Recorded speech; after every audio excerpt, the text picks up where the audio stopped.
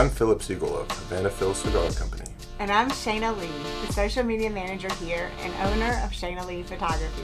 Welcome to Behind the Smoke Screens, where we give you a raw and unfiltered look at what it's like to run a business as two young entrepreneurs.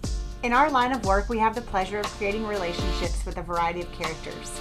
Influencers, athletes, models, digital media gurus, CEOs, and industry experts.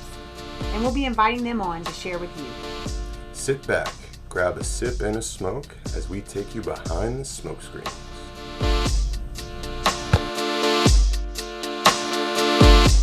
So, welcome. Today's episode, Season 2, Episode 1. Season 2? Of Behind the Smoke Screens. 10 episodes per season. Yeah, we're limiting each season to 10 episodes. We're on episode 11, which is Season 2, Episode 1. You guys definitely made this decision without me. Hence the new location. Behind the Smoke Screens. In our new location, the Rocky Patel Lounge at Havana Phil's, we'd like to thank our sponsor, Kit Jones. If you're watching, we love you on the live screen right there. And thank you so much for sponsoring our episode. Kit bought my wine tonight, and he wanted to buy me several glasses so that I'd get real honest tonight on the podcast. So thank you, Kit. He's a classy gentleman, stand-up guy. He also loves the podcast and gave us some really great feedback about the discussion and where we're going with it and what he likes and what he doesn't like, which we like to hear. It's good to hear the positive and the negative so that, you know, we know what people like. It's good. Absolutely. It's important. So, What do you guys like? so tonight is really just about us, right? I mean, it's about us talking about where we're at, Flynn asking us some questions so that we have some direction. Shout out Flynn. Yeah. And maybe we should ask Flynn some questions. Maybe we should get Flynn over here, actually. We should definitely ask him some questions, but Once I get my haircut. what have you liked so far about the podcast? I like having this moment of reflection because for me right now, life is just really fast and really busy, and I'm always on the go. And being able to sit down with you and our guests gives me an opportunity to just sit and relax.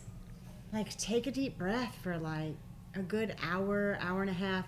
Actually, usually it's more like 2 or 3 hours because we do film sometimes back-to-back episodes. So it's been really nice to just be able to spend time with you guys and be able to meet people that come from a different background than I do so that I can learn something about what life is like for other people. Yeah, that's cool. What about you? I mean, I would say first is the relationships that we've created with the three of us. It's been really, really cool, the ups and downs and growing together and spending all this time together. Because it's not often you spend time with your friends, you know, for 3-4 hours a week, you know. You kind of have to spread that out, and you don't get that quality time all the time. That's true. So that's been really, really nice. Also connecting with our guests and just hearing the different perspectives of, like you said, their cultural backgrounds and also like what they're going through. And it kind of makes you take a step back and just realize that, you know, your problems aren't that big. You know, like we all have problems. We all deal with them in different ways. And, you know, it's not a sprint. You know, just take it slow, take it easy. That's kind of what I've gained from talking with everyone. Yeah, I think we're so often caught up in the end result of things, and something with a podcast is like there's never really an end result to a podcast. It's always just you keep changing and learning and growing along the way, and there's really no end goal because there's no end in sight really. It's just like if it ever ends, it ends because we choose to end it. And I think we just kind of enjoy the journey of it, and when we stop enjoying the journey of it, then we need to stop the podcast altogether because it's not worth our time. Right. This being sort of a, like, why are we here ultimately? Like, why are we doing this? Why is Finn doing this as a producer? Why am I doing this as with my background in journalism and as a photographer? Why is Phil doing this as a business owner, a cigar company?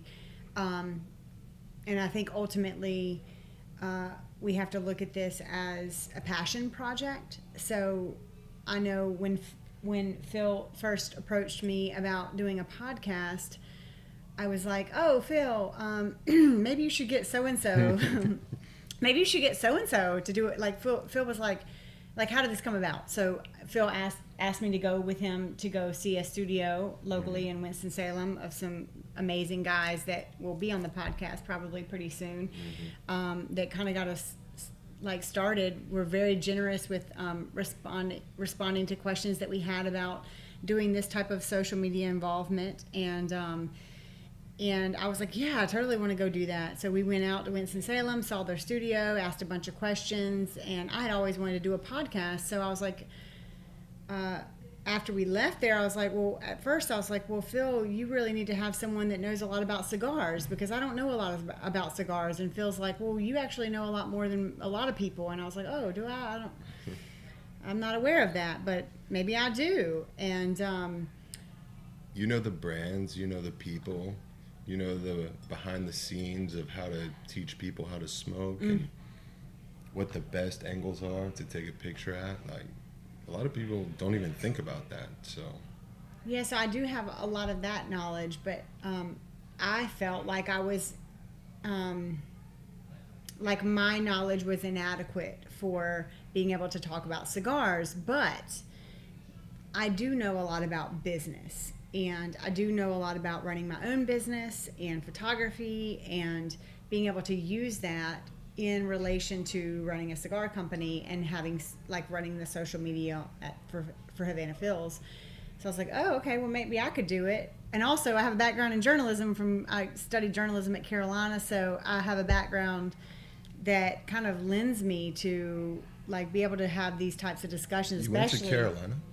I've talked about that so many. Oh my God, I've talked about that so many times. I'm sorry, but shout out Carolina. Hey.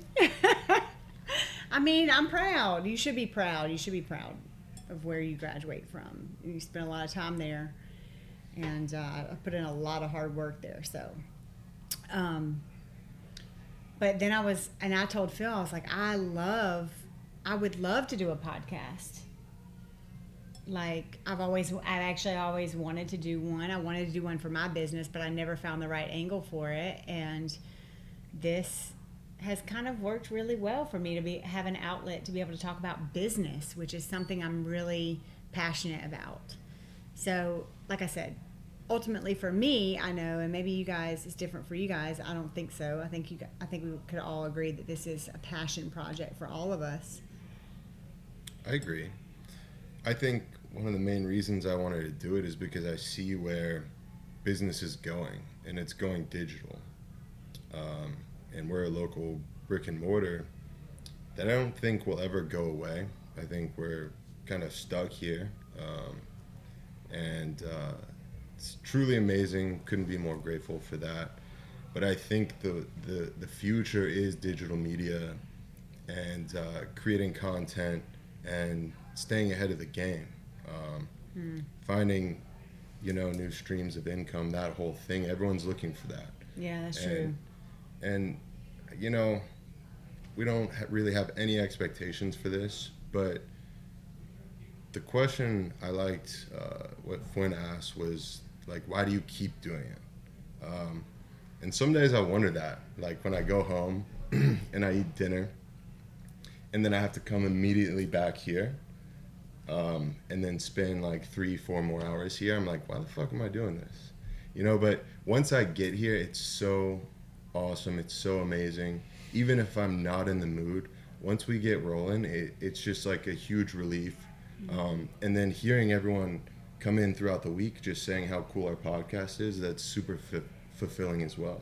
Oh, it really is. Mm-hmm. Yeah, I feel the same way because when I leave in the evenings to come do this podcast, because we shoot in the evenings, I'm leaving my children.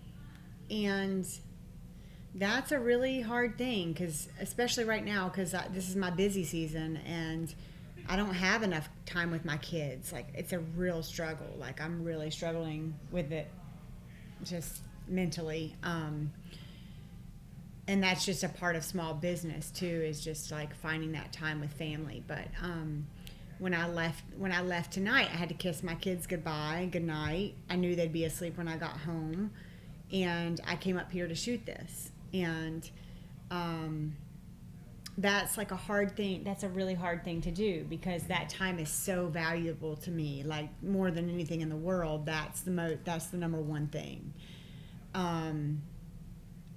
So how can I justify taking a night away when my kids are sitting there?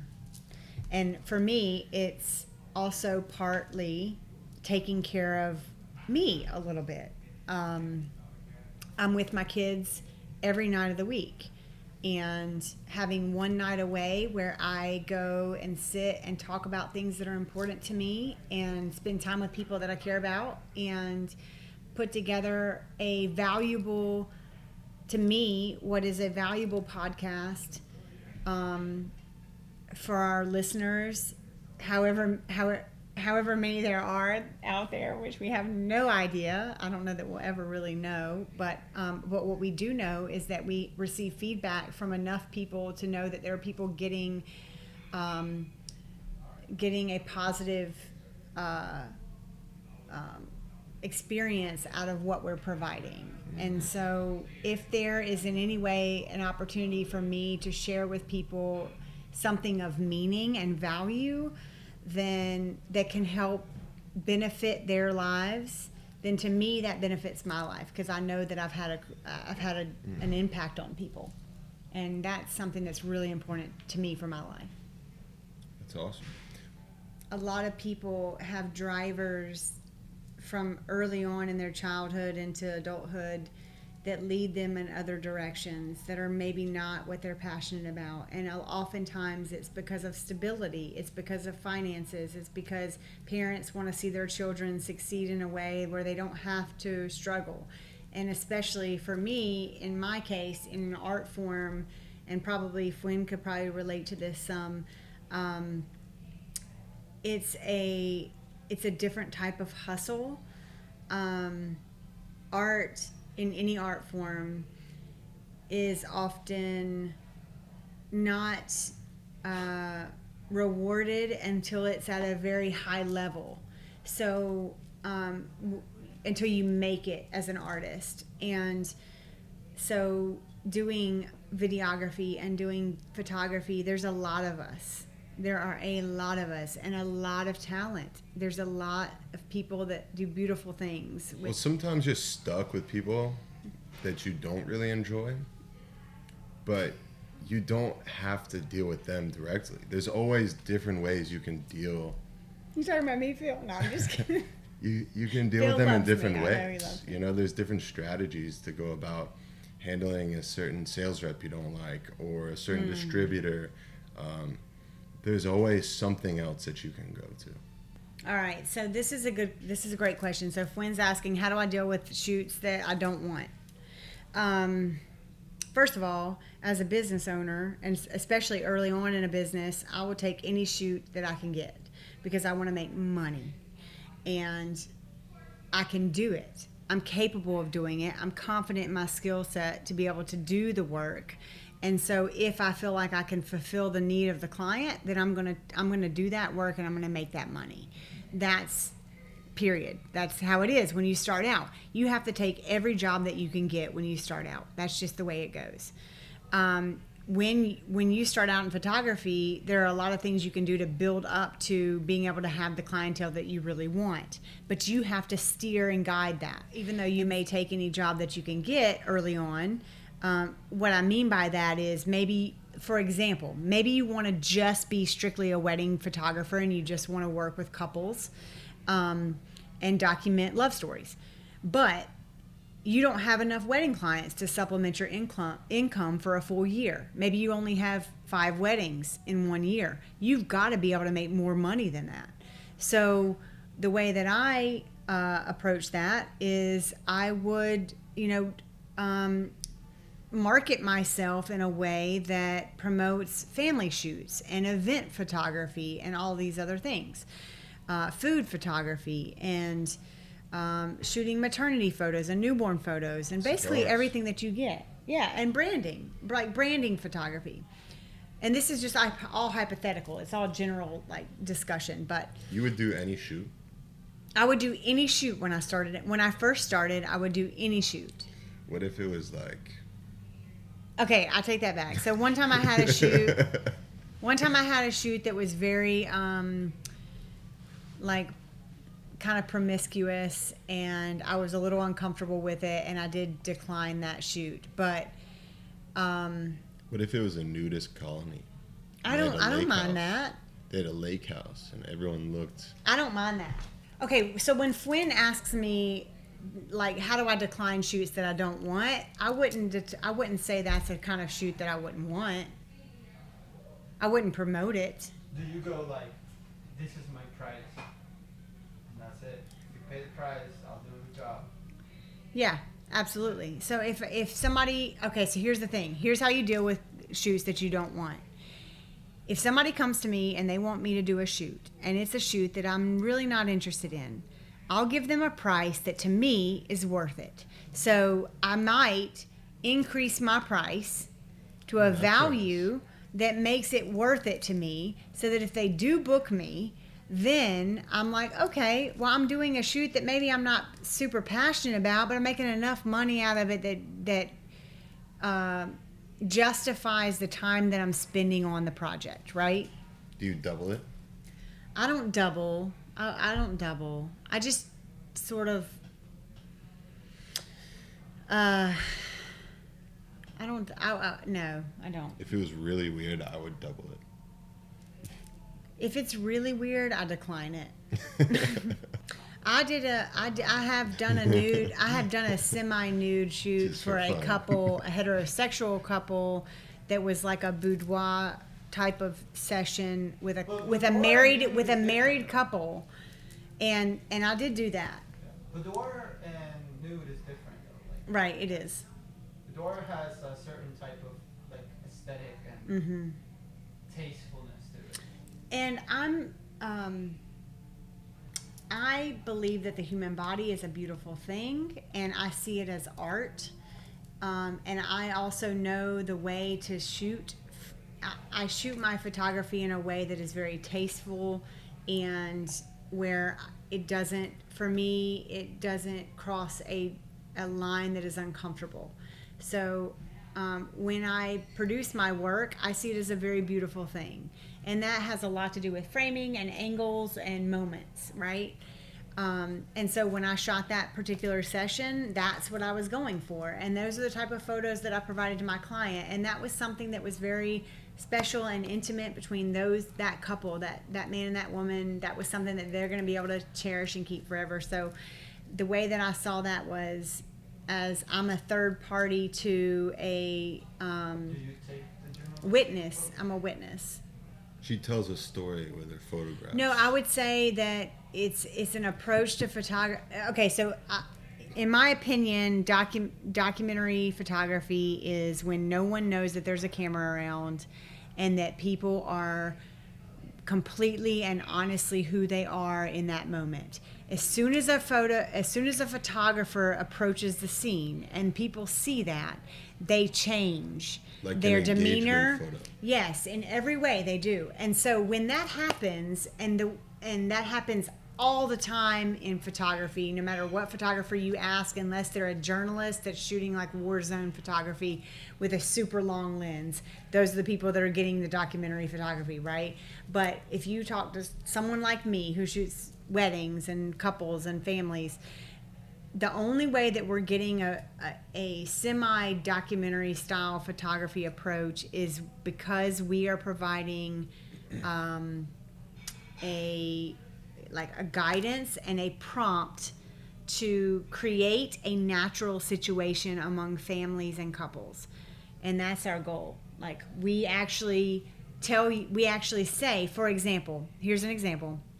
if I'm working with a couple and I want them to laugh together, I will say to the man, I will back up with a long lens, and but first I'll walk up to the couple and I'll say to them, all right, you're going to say to her, you're going to lean in when I walk away, you're going to lean in and you're going to whisper in her ear in your sexiest voice names of cereals like Frosted Flakes, right? And so then he does that. Is that your sexy voice? Probably not. I don't know what my sexy. Let's hear it. What is my sexy voice? I don't know. Fruit Loops.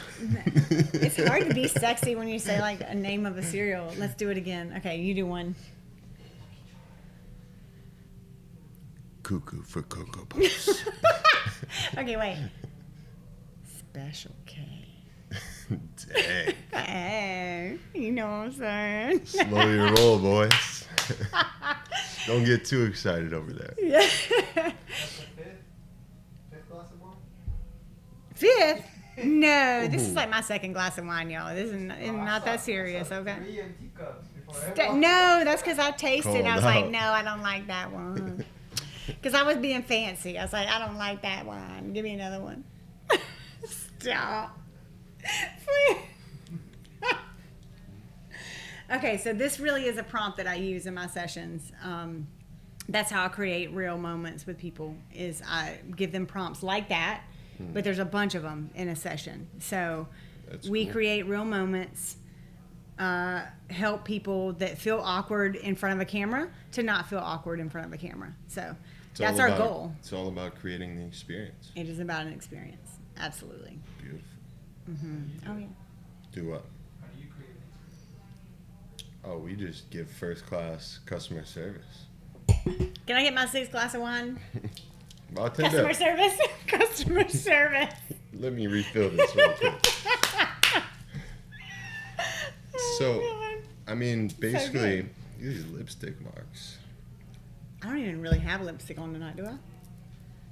We just cater to the people. We ask them what we need to know to make their experience more rich. We know the questions to ask them, and that makes them feel super comfortable. Like when you prompt somebody and make them laugh, we crack some jokes, talk a little shit, and then give them the full experience, whether that's helping them light up or grabbing them a drink or whatever you need for the ultimate relaxation.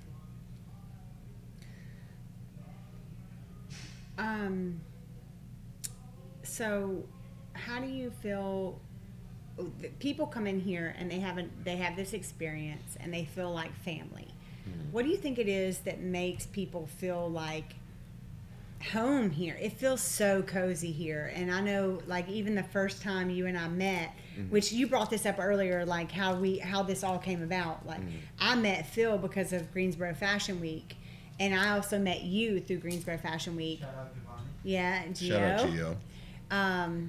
And so after Fashion Week, we met, and I talked to, because I reached out to you because I wanted to talk to you about social media marketing and taking pictures for Havana Phil's.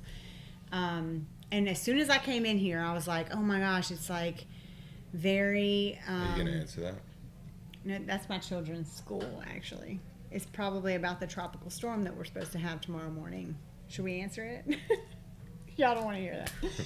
So, when I came in here and met with Phil, I was really impressed by the atmosphere, and also it was just very laid back, very easy you were very easy to talk to, especially me being in an environment where I really didn't know a lot about cigars or how to smoke one. Yeah. I think first it's just the atmosphere. I mean, each room has its own character. Like, this room is just like someone's basement, or, you know, a nice smoking room in someone's house. It just feels like you're in someone's home. And then if you mix in a little good conversation with employees or whatever, and it's perfect. But if you go back there, it's like a homey upscale lounge. Like, you feel like you're in Manhattan in the 1950s, you know, maybe something like that. go outside, it's also an amazing atmosphere. You feel like you're in Miami, sitting on a rooftop bar, looking at palm trees. For sure. So first, I think it's atmosphere. Second, I think, our staff that we have right now is really, really calm. Everyone is so calm. If you try Phil, to am I calm? Not really. God, I'm but sorry. But when you're working, you are. Like when you're working with models, you're super Very calm. confident. I'm in my zone for sure. Yeah. So when you turn it on, you turn it on. But and when you and I are talking, like off camera, off mic, am I calm or no? Yeah. No, I'm not. Yeah. I mean, sometimes it You're just like, depends on the day. Your text. Yeah, the text. Long text. She sends really long texts. But we're just calm, cool, collected all the time. I'm sorry, Glenn. It's okay. He's You're right, sorry though. for. Well, that's all I got. You got anything else? I got a lot. I think that wraps it up today. What? You think so? I think so. That's pretty good. But thank you guys for watching. Download the Spotify, download the Apple Podcast, download the YouTube. Share it. Come to us and tell us what's up, what you think. Yeah, that's one thing about the podcast. I would like to hear from people, the good, the bad, the ugly. I mean, one thing about the podcast that I said I wasn't going to do early on was like listen to myself and critique myself. But I do. I definitely listen and pay attention. And my mom and family are really good about providing feedback about what I should and shouldn't do. Your mom However, Your mom loves yeah, my me. mom thinks that Phil has this like really great voice, and he does have like this really like chill voice, and I'm certainly We love a lot you too. more. Yeah, you love Mom. Mm-hmm. Shout out Lisa. Shout out Lisa. Hey, Love you, Lisa. My voice is certainly. I don't know. That's one thing. It's like there's a lot of I have a lot of self-criticism through this, but at the end of the day, I'm very forgiving of myself in all the ways that I criticize myself, because I know that I'm somebody that is actually stepping up and doing something that is difficult and vulnerable, and a podcast is certainly that in a lot of ways if you're True. honest in it, right? Yeah. So being in this position is not necessarily an easy thing, to be able to be in front of a camera, which it would be much easier if it was just audio, but we're also in front of a camera. It's not exactly the most comfortable thing, especially when you start to watch yourself. So We're proud of you. and I'm proud of you, Phil, for being here with me and accepting me for who I am. No. Yes. But yeah, so thank you guys for just loving on us, but also, hey, thank you to the haters too, because you guys keep pushing us to do better. So Yeah, and shout out to the guys giving us the 2 thumbs down on YouTube. I love you too. yeah, whoever's doing that, like the reality is like we're not going to be for everybody, and that's okay. This is certainly like if I was listening to something and I didn't like it, I would just move on to the next thing. So there's so much content on podcasts and on YouTube and everywhere all over the internet. But So keep if we're giving not for you, then keep like giving the move thumbs. on. No, just keep giving us thumbs down. Yeah, if you keep listening, then it means there's something there that you enjoy. So Yeah. Awesome. yeah. Thank you. Thank you, Phil. Thank you, Flynn. Thank you, Flynn. Hey.